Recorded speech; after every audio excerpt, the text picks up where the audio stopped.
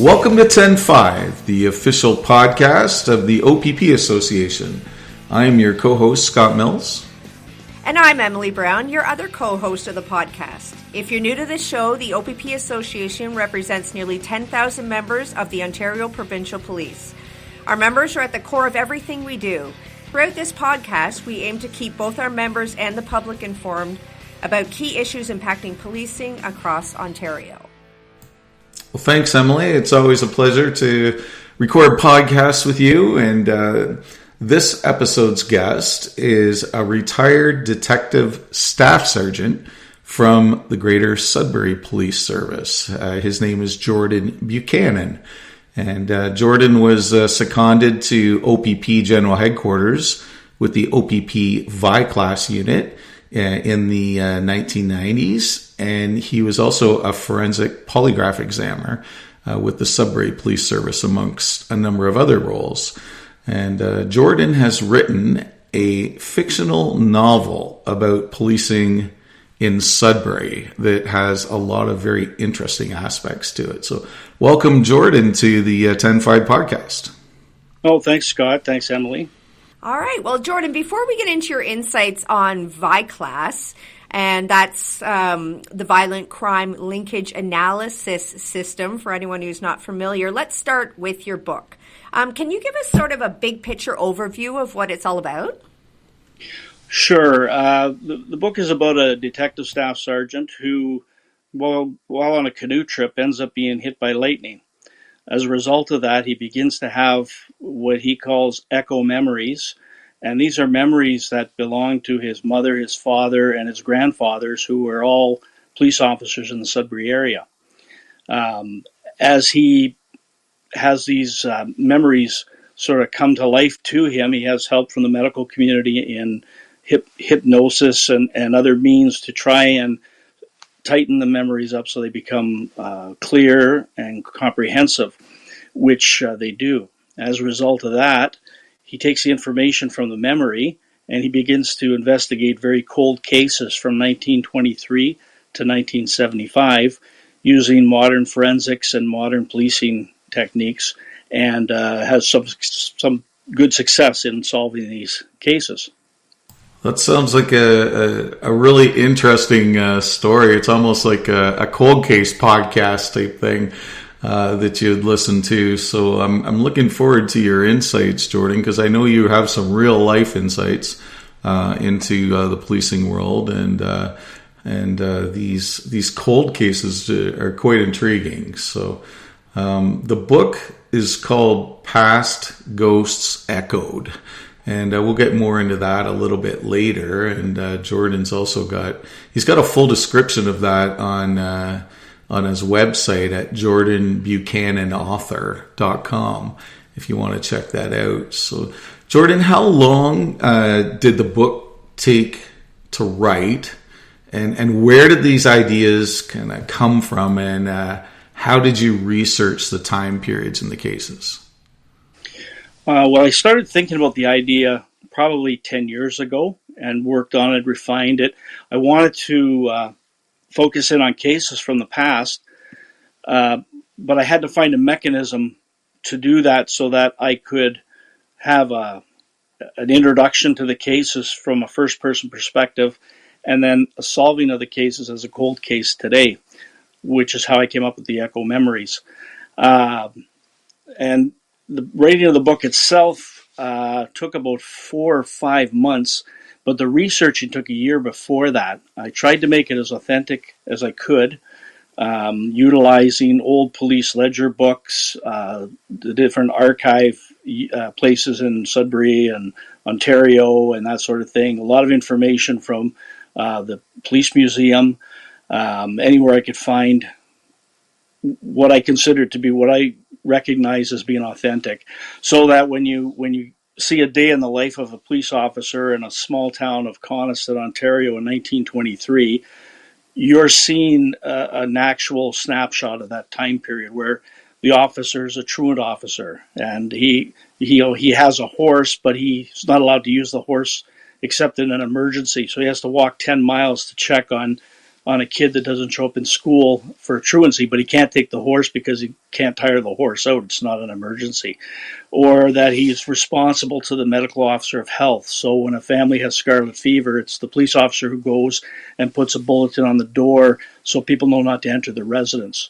He also collects the rents for not only the town, but also for the Mon Nickel mine in this case, which is a private industry, mining refinery.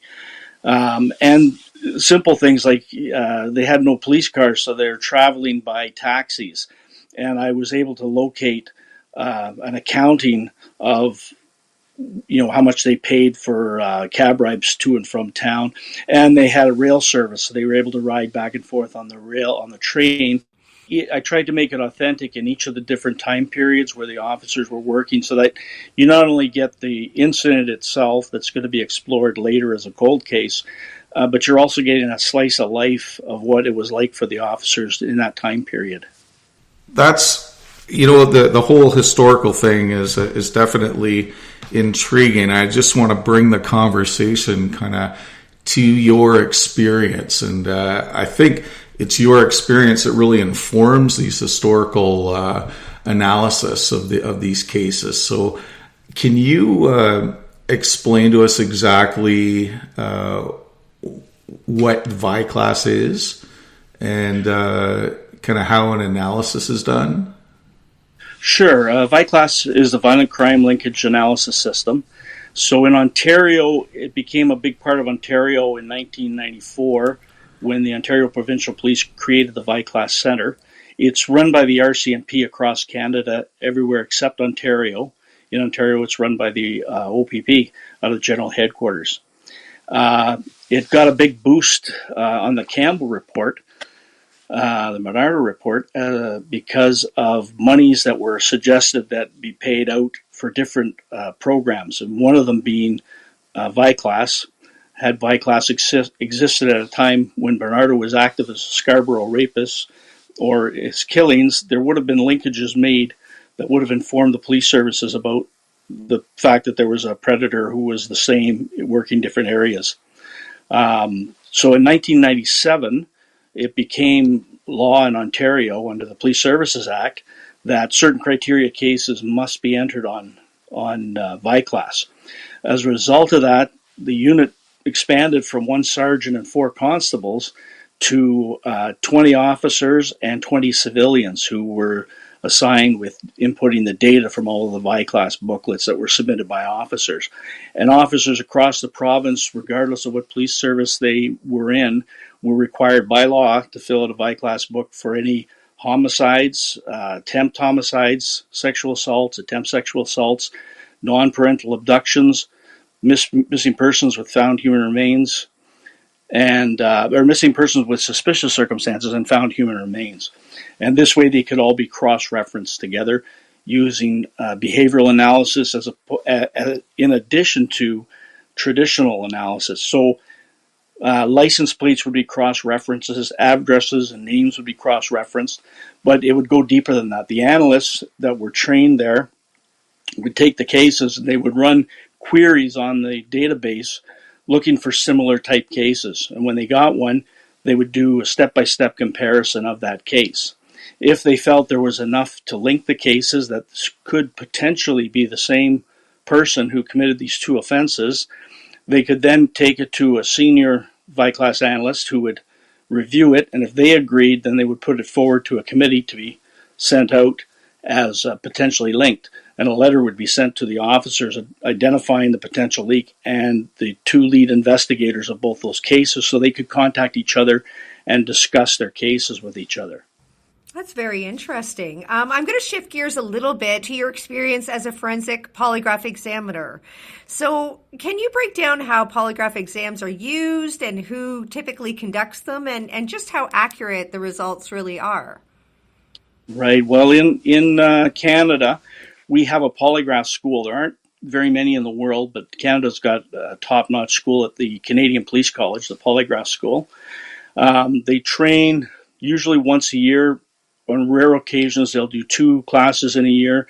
They'll train anywhere from 10 to 14 students. They not only train Canadian students, they'll train students from the northern part of the United States, northeastern part of the United States, some of the state police, and some of the larger police jurisdictions. They're all trained the same way. It takes about a year to get trained. You begin by being selected. You have to have a certain personality that will fit in with how the polygraph is conducted. And it's they call it a 50-50 interviewing process where 50% of the population can pass it and 50% cannot.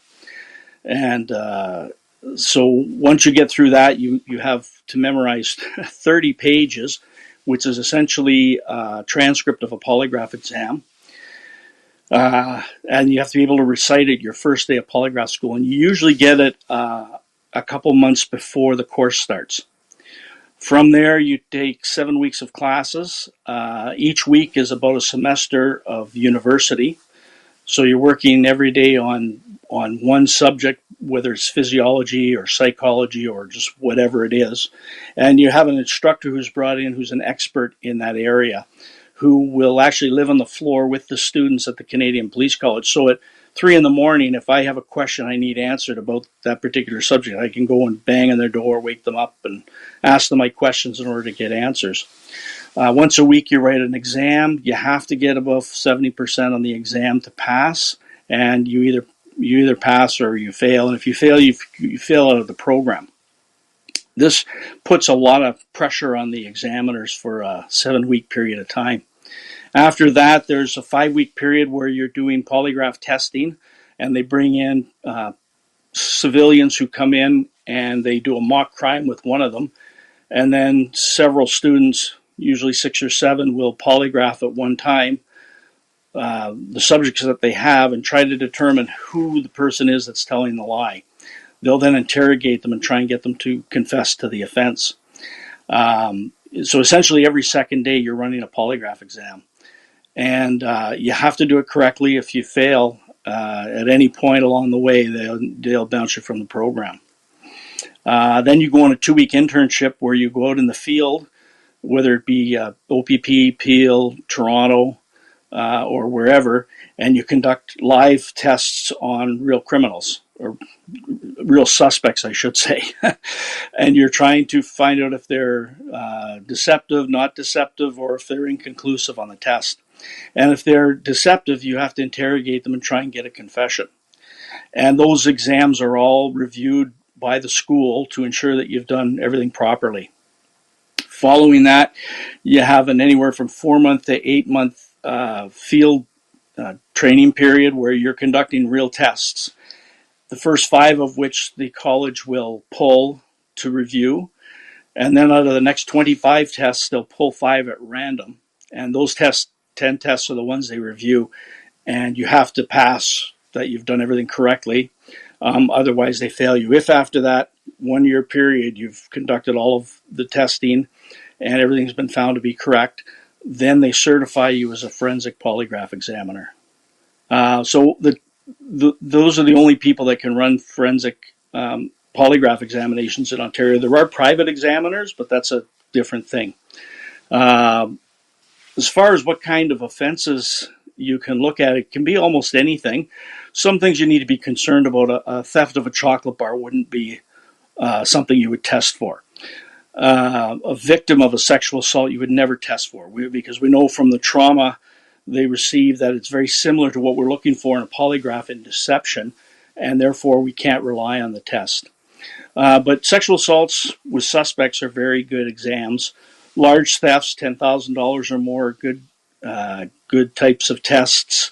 You can look at robberies, break and enters, pretty much anything. Some services limit it to person crimes, and some open it up to whatever.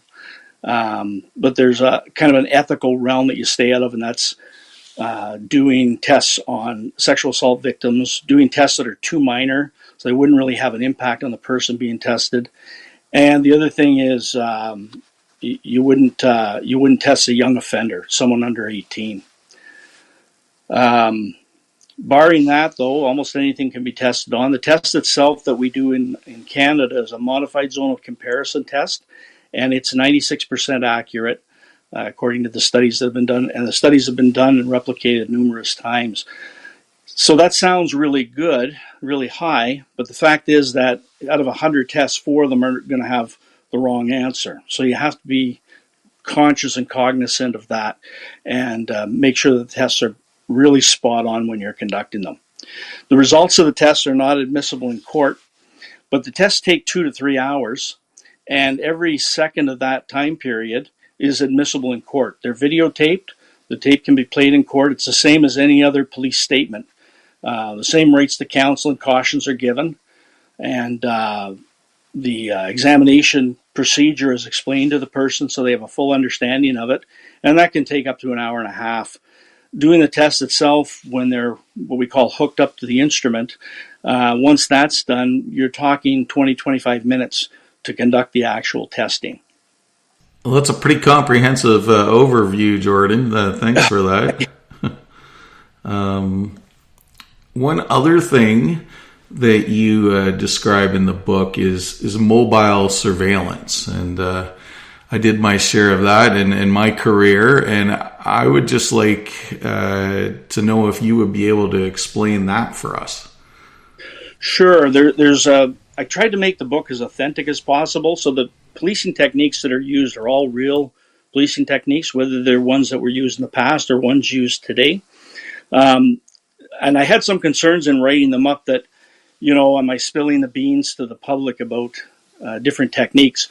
Any techniques that were new to me that I knew were not out in the public, I refrained from using them in the book, even though they would have made for good writing. The ones that I used were ones that were already out there. So mobile surveillance is a good example. I do discuss mobile surveillance in the book and how it is conducted today. But I did my share of mobile surveillance too. I was on a spin team for a year and a half. And, you think back to the movie Heat, and the one bad guy is talking about, I can't meet up with you because the cops are all over me. I can't shake them. They're running parallels and everything with me. It was already out in the community. Going back to the Hardy Boys Detective Handbook in 1959, an RCMP officer working with the author had written up this book, and they wrote up surveillance techniques using different detectives on a foot surveillance, where they would change up and take different paths, change up the eye, who was watching the person and that, so they would never think the person right behind them was following them. They then added things like parallels, taking them by the nose, so getting in front of them instead of following from behind, that sort of thing, using jargon for radio talk, so they would always know, everyone on the team would know where the person was, and using a team of at least 5 persons. That all translated over, based on the work done in researching the book, into a manual for the FBI to use as their mobile surveillance manual. Some of the other things I used in the book, the DNA process being done, where we have suspect DNA and we put it out onto a genealogical database looking for a family member or someone from the past connected to that person, and then following the family tree down and building the family tree until we could find a viable suspect, then gathering cast-off DNA, matching it, and getting a warrant for DNA, and then arresting the person for murder, is something we actually did in a case here in Sudbury that I was managing. It was a 25-year-old homicide. It's been through court, and the person was convicted. And it was, at the time, we were the first ones to use it in a case where we laid a charge. Of course, some other cases had gone to court before us, but it's still pretty cutting edge. But that's out there. We did media releases on it. We even described it before we laid the charge. We had described using the DNA in different manners and in different ways in order to try and find different leads to the person that had committed the offense. The other thing I did with the book, where I have what I call police fables. So other police officers can relate to this. You're in a coffee shop, you're having a coffee with an officer you maybe met or you're working with, and they begin to tell you a story about an old case or an old incident they were involved in or something they heard about years ago when they were a rookie. And they tell you the story, and you may hear the story from 2 or 3 different people, and you hear it in 2 or 3 different ways, which is why I call it police fables, because it's not 100% accurate. But based on those stories, you get a pretty good idea of the gist of what happened in the incident. So the cases that are used in my book are based a lot on that. They're based on real cases where there were police fables or some record of them. And then those cases I adopted, I fictionalized them, and then had them play out in the book in different time periods. Well, thank you for that, Jordan. That's very interesting. I know you have a number of cases in the book, and I was wondering if you could describe some of them for us. I sure can. So there's a case in 1932 of an officer being killed. Now, the officer that's killed is fictional. The incident itself is fictional, but it's based on a true case in Sudbury in 1932 where an officer was killed in the rail yards, and that's a crime that's never been solved today.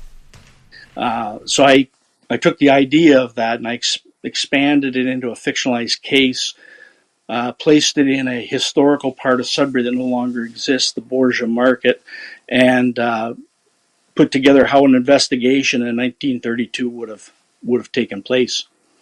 There's another case in 1948 of a police standoff where shots are fired. There's an officer killed. That's taken from an actual case, but not that case. A different case where an officer is shot through the door. That actually happened. And then a civilian is killed. And I had an opportunity in the early 80s to speak to a retired officer who had been present at that standoff and had reached up to grab a civilian. He pulled on his shirt sleeve so hard he ripped the shirt sleeve off, and the civilian fell dead beside him. So I was able to write all of that kind of into the book, mix it up a little bit and fictionalize it. One of the hardest parts to write in the book was some murders in 1963 where one of the victims was a homosexual. And I wanted to make it really authentic, but in my time in policing from 1989 to 2019, there was great strides made by the LGBTQ community and policing to make a lot of changes into the vernacular and the way we speak and talk and treat people who are homosexual and how we would treat them in an investigation. But I wanted to make it really authentic. Writing it was very difficult to do. I had to sort of remind myself that it came from a time period where records were kept on people suspected to be homosexuals or suspected to be communists because these were crimes back in the early 60s. And agencies like the RCMP kept lists and that sort of thing. It was before the time when Pierre Trudeau said the government needs to stay out of the bedrooms of people. So they were looking to keep track and lay charges and harass and that sort of thing. The one case that I was relying on did actually happen, and a bulletin had been put out saying they were looking for a male suspect with homosexual tendencies.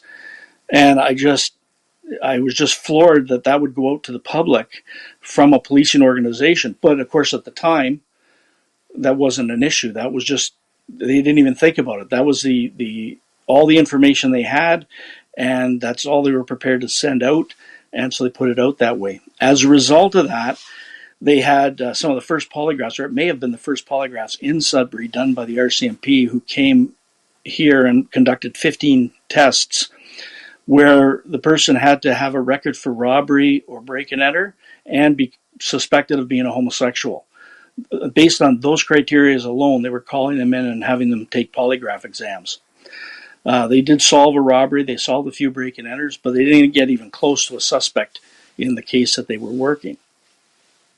But I found it very difficult to write just based on the changes that we've had. At the same time, I wanted that authenticity in the story so that it would feel like 1963. There's another story involving an OPP officer who takes a break and enter. It turns out to be a group of hippies, and they catch them. And in the book, they end up releasing, they catch two of them, two get away. They end up marrying the two, male and female, who they arrest with the justice of the peace in cells at the OPP station in downtown Sudbury, where it was located at the time. The story is, that's probably the closest to the truth of any of the stories that I fictionalized. It happened at my father's public school. They caught the couple.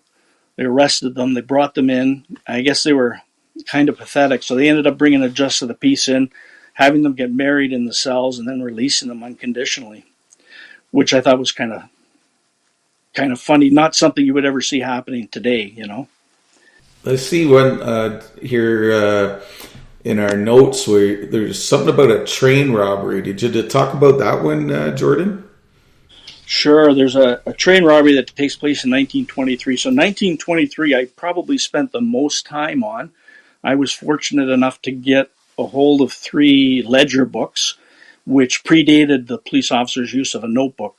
All the officers would write in a ledger book. They would put all their notes in there so that every officer's notes were together. There was also lists of who went to court, who was being convicted, what they were convicted of, what kind of fines were collected, that sort of thing. So I had a very clear snapshot of 1923, a day in the life of a working police officer in a small town. So I wrote that up over a couple-day period. There was a train robbery in the Sudbury area where a payroll was taken. So I had the train payroll for the Mon Nickel Mine Refinery hit by a group of robbers on horseback, and then take off, and some posse sent out in different directions chasing after them. Of course, the main character ends up catching up with them and getting shot while trying to capture them. And I tried again to make it as authentic as I could. It's interesting. That was another difficult part of the story to write. I don't want to give away too much, but the horse he was riding dies, and writing the death of an animal, for some reason, seemed tougher to write than writing the death of a person. I guess it's that thing where you watch a movie, you don't want to see the dog die or the horse die. Hey, Jordan, I think we had about 6 different cases. I think you touched on 5 of them. The one you didn't talk about here is something about an officer caught inside a biker clubhouse while planting bugs. What's that all about? Okay, so there was a true story. It is a true story, but I consider it a fable. An officer was bugging a biker clubhouse, and this is decades ago, where they came home or back to the clubhouse, and he was there, and he had to hide in the basement. He was there inside for hours, and the surveillance team was on the outside. They couldn't reach him. They couldn't warn him. They couldn't find out what was going on. The people in charge of the operation were across town. They raced like mad to get back to where things were, and they just had to sit tight for hours until they left, and he was able to sneak out of the building. So I wrote that in.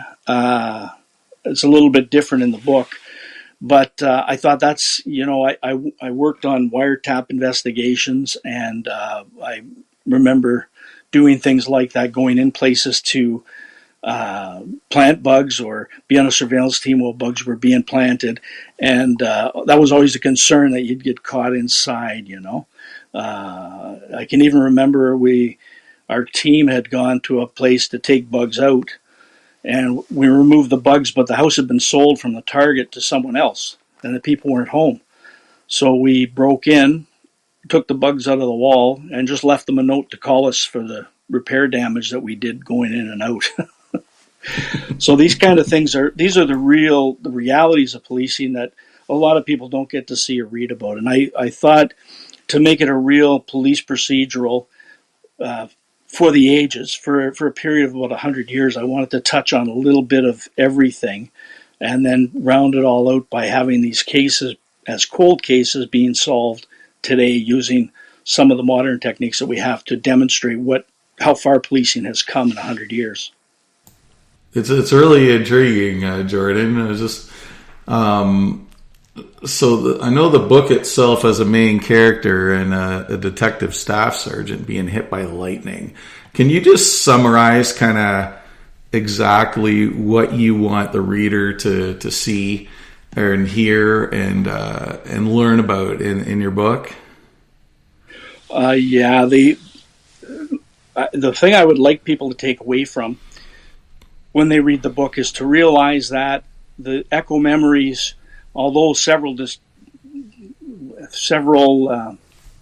definitions of the echo memory or how it came about are sort of listed, the theories that people have, whether it be a